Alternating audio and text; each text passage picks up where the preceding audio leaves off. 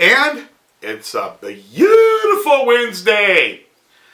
Today is the last session of finance, and probably one of the most important ones that everybody overlooks. Okay? Are you ready for this? Write this down. ROTI.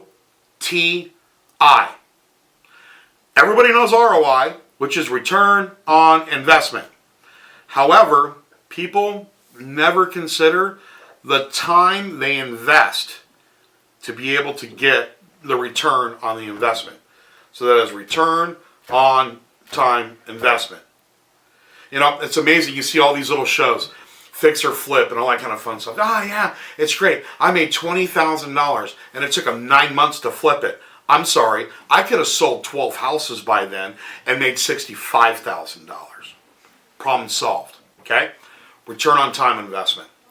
You know, a lot of people say, you know, if you're in a market that average sales price is $200,000 and you can turn and burn those things all day long, and you know you're going after and you get a $750,000 listing, and you're like, oh, it's on, I can get the biggest commission check I've ever gotten, and you look and days on market on those things are 6, 7, 8 months. Let me ask you a question: is it in your best interest to get that $750,000 listing? Well, look, let me tell you right now, it's worth my name in front of that $750,000 house. Don't get me wrong. But I'm going to tell you right now, if you invest all that time in that $750,000 house and take your eye off the ball on those $200,000 houses, you lost money. Because you can turn 4 houses for $200,000. That's $800,000, just so you know that. Faster than you can the one at the $750,000. Now, which one has the highest return on time investment? A lot of times when we look at projects, a lot of times when we look at sales, a lot of times when we look at opportunities, we don't look at the amount of time that we have to invest in the opportunity to be able to determine exactly what our return is. You know, I get so many people that talk about, oh, Bubba, it was amazing. I did this project. I did this sale. It was absolutely amazing. I say, great. And how many hours do you have to invest into it?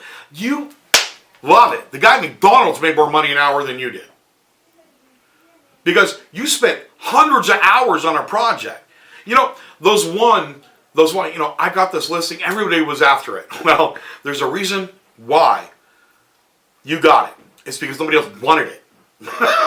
Big difference. Nobody wanted to deal with that headache. When you get that one seller, everybody knows that one seller. They call you every night, okay? And when they quit calling you every night, they're at least calling you 3 times a week. They are the worst people on earth. They never want to open the house when they do, right? When they do, half of the time it's not clean. They expect you to pick up. They want you to sweep to the floor. They give you limited hours to do it on. They don't want to negotiate. They don't want to give any concessions. They don't want to do anything. But they want to know why their house isn't sold in 3 days and you're 4 months into this thing and they haven't done a list price reduction. Merry Christmas. How much money do you get paid an hour? $5, $8, $10 an hour? Think about it. Think about your return on time investment. It's not about the sale commission. It's about how long it takes you to get there. It takes you how much gas. How many people have buyers you've been working with 3, 4, 5 months? No joke. I was teaching a class. In fact, it was at Triple Plane, Atlantic City. And this agent comes up to me because I said, we shouldn't be showing people more than 4 or 5 houses. And this agent came up, no joke, I about hit the roof. I showed these people 100 houses. 100 houses? Are you kidding me? Like, no joke. I'm thinking you spent hundreds of dollars just in gas, depending on how many hours you've looked at. Now, great, you've previewed 100 houses for all the other buyers that are coming through, but are you kidding me right now? By the time you get that person into a house, it might have been cheaper you buying the house and renting it to them. You know what I mean? So please, do me a favor. Quit looking at the end. I want you to look at the during. So when we're looking at today, and we say, okay, what's the opportunity? How much is it? And what do I have to invest during the time? Money and time. And what opportunities do I have to give up to complete this? That, ladies and gentlemen, is a definition of really what your return on investment is you have to include time in there.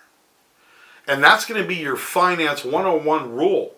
And you've got to incorporate that in your business.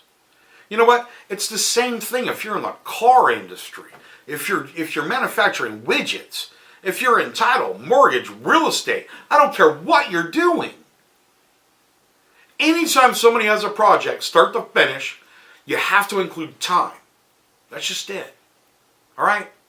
So, this month, we finished finance. Next month, it's 100% about operations. Salespeople, you're going to want this one. This is going to fine-tune your business. All right? Happy Wednesday. Talk to you next month. Have an amazing day.